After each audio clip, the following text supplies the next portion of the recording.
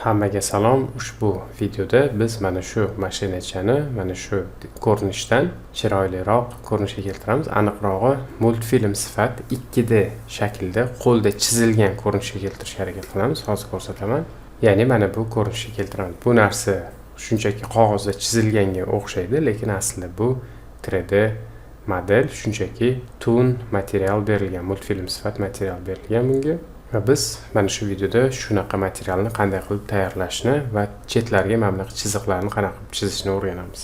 Bu narsani o'rganishdan oldin sizga qisqacha hozirgi video kurslarimizga berilgan chegirma haqida aytib o'tmoqchiman. Agar kimdir bilmasa, bizda Blender, After Effects va Unreal Engine bo'yicha video darsliklar, video kurslar bor va ularga Ramazon oyi munosabati bilan 50% gacha chegirma bergan edik. Va bu chegirma tugashiga 3 kun qoldi. Bugun, ertaga va oxirgisi dushanba kuni bo'ladi. Video kurslar haqida to'liq ma'lumot, ularni qanaqa qilib sotib olish mumkin, narxlari, chegirma, bu haqdagi barcha ma'lumotlarni quyidagi kontaktlarga murojaat qilib bilib olishingiz mumkin. Xo'sh, bizda bu mashinaga material уже berilgan. Faqat biz bu materiallarni 2D toon materialga almashtirishimiz kerak. Shadingga o'tamiz.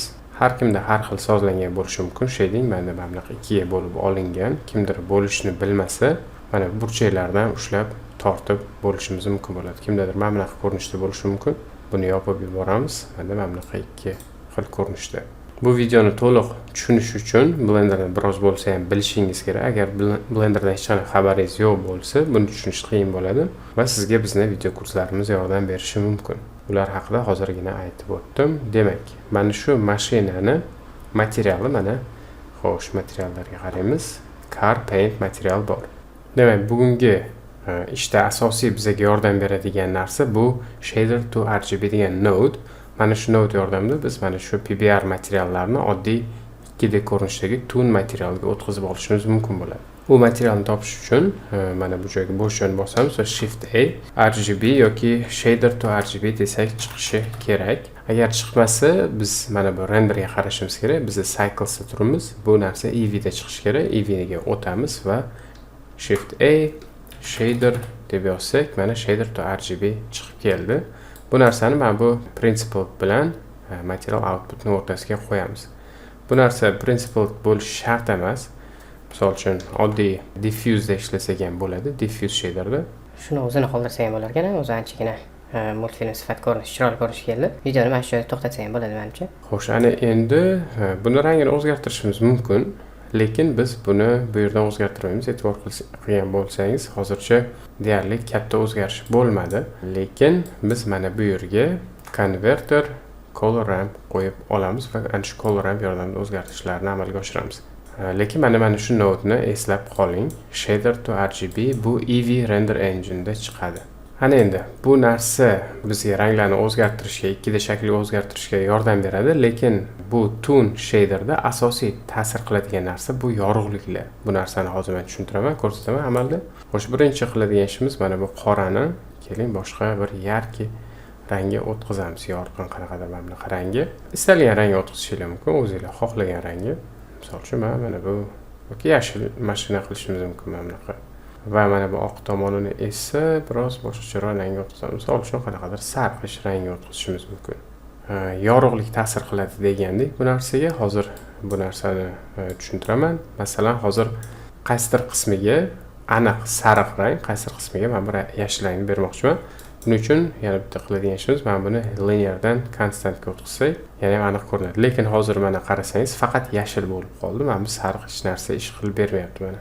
Joygacha olib kelsakkina bu sariqni ham ko'rishimiz mumkin, lekin bu aynan nimaga asoslanib bu yerlarga tushayotganini misol uchun aniqlash qiyin. Bu narsani sababi asosan yorug'likka, atrofdagi nurlarga. Nurlar ta'sir qiladi bunga. Bu narsani hozir isbotini ko'rsatish uchun men bu nurni yurg'izamiz mana. Nurni yurg'izsangiz mana bunaqa. Hozir bu bunaqa bo'lishiga yana bitta sabab mapping node dan foydalanmayapmiz va mapping node dan foydalanib bu narsani yana boshqaroq qilishimiz mumkin. Buning uchun mana bu diffuse node ga Ctrl T ni bosamiz. Agar kimdadir Ctrl T ishlamasa, nastroykaga kelamiz, preferences, add-ons va add-ons da node ranglarni yoqib qo'yishimiz kerak bo'ladi mana bu add-onni. Va bu narsa bizga kerak emas. Hozircha buni o'chirib shunchaki ulab turamiz. Mana bu yerda biz qayerdan qarayotgan bo'lsak, o'sha joyga nisbatan Men bu ranglarni o'zgartirmoqchiman. Gapimga tushunmadinglar, to'g'risi. Mana buning uchun kameraga o'tkazamiz. Mana endi qayerdan qaraganligimga qarab ranglar ham o'zgaryapti. Shu paytgacha bu UV da turgan edi va UV da biz qayerdan qaraganimizga qarab o'zgarmayotgandi ranglar. Kamerada bu qiziqarliroq bo'ladi. Mana qayerdan qarasak shu joyga qarab ranglar o'zgaradi. Bu narsa sal bo'lsa ham qiziqarli. Bu bizani o'zimizni didimizga bog'liq. Xohlasangiz UV, xohlasangiz generate, xohlagan narsani qilishimiz mumkin. Lekin shunda ham qanaqadir o'zgarishlar birozgina g'alatiroq mana ko'rib turibsiz. Boya aytganimdek, bunga yana ham yorug'liklar ta'sir qilyapti. Keling, mana bu yorug'likni o'chiramiz. Bu narsaga worlddagi yorug'lik ham ta'sir qiladi. Keling, worldni ham reset qilib tashlaymiz. Worldni olib tashlab, boshqa world qo'yamiz va bu worldni qanaqadir yorqin rangga kirgizamiz. Xo'sh, mashinamiz uncha ajralmayapti. Buni yer chizib olganimizdan ajratamiz. Mana bu yerdagi materialni ham olib tashlaymiz. Boshqacha oddiyroq yer qilib qo'yamiz mana. Va ana endi mana shu ikkita rangni biz ko'paytirishimiz ham mumkin mana bu yerdan. Keling, yana bitta rang qo'shamiz. Buni mana bu yerga qo'yib, bu narsani salgina boshqacharoq qilishimiz ham mumkin mana. Mana bunaqaroq.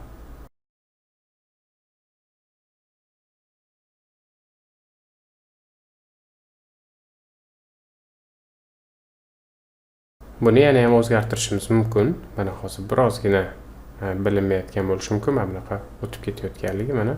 Bu narsani mana bu yerda yana ham o'zgartirishingiz mumkin. Masalan, X ni yozishimiz mumkin. Va xuddi shu usulda biz boshqa materiallarni ham o'zgartirishimiz mumkin. Qanday qilib desangiz, masalan, mana buni belgilaymiz. Mana bu yerdagi mana bu narsani o'chirib tashlab, mana buni kopiya qilib qo'ysak ham bo'ladi. Mana shu narsani kopiya qilib qo'ysak ham bo'ladi. Ctrl C, bu yoqqa Ctrl V qilamiz va shuni ulaymiz bunga. Lekin ranglarni o'zgartirib chiqamiz. Demak, mana bu qora qismiga ham o'shani kopiya qilib, biroz ranglarni o'zgartirib, mana buni normal qilib, xo'sh, mana bu vayni biroz o'zgartirib qo'ydim. Bu narsalarni o'zgartirib, xohlagan ko'rinishga keltirishingiz mumkin. Endi misol uchun kamera qilib ko'rishingiz mumkin yoki UV qilib o'zingizga yoqqan xohlagan holatga keltirib qo'yishingiz mumkin. Endi oynaga qo'yamiz. Window glassdagi mana bu narsalarni o'chirib, buni joylashtiramiz va buni nima qilsak bo'ladi. Bu narsani lekin biz xo'sh, kamera yordamida qilishimiz kerak, ya'ni biz qaraganimizda bu o'zgarib turishi kerak.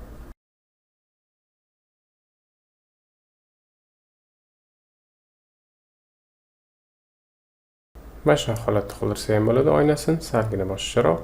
Demak, shu tariqa mana shu materiallarni kopiya qilib, boshqa materiallarga ham qo'yib chiqishimiz mumkin. Masalan, mana buni o'chirib tashlaymiz, buni o'rniga qo'yamiz va boshqalarni o'rniga mana shunaqa qo'yib ketishimiz mumkin. Ana endi mana shu materialni mana shu mashinani chetiga outline chizishimiz kerak, qora chiziqlar. Mana bu yerga qarasangiz, yana bir chiroyli, bu narsani chiroyli qilib turgan bitta element bu chiziqlar. Qo'lda chizilganga o'xshab turadigan bir element bu chiziqlar. Mana shu chiziqlarni biz qanaqa qilib joylashtiramiz. Buni har xil usulda qilishimiz mumkin. Eng oddiy va oson usuli bu Grease Pencil yordamida qilish. Masalan, Shift A, Grease Pencil va bu yerda mana bu yerda Object Line Art, Collection Line Art mana shunaqa narsalar bor. Biz Collection Line Art qilamiz, lekin buning uchun biz mashinamizni hamma elementlarni bitta kolleksiyaga kirgizib olishimiz kerak bo'ladi. Buning uchun hop tepadan qaraymiz. Faralarni, nurlarni o'chirib turamiz H bilan, yerni ham o'chirib turamiz va qolgan narsalarni hammasini bitta kolleksiyaga kirgizishimiz kerak bo'ladi.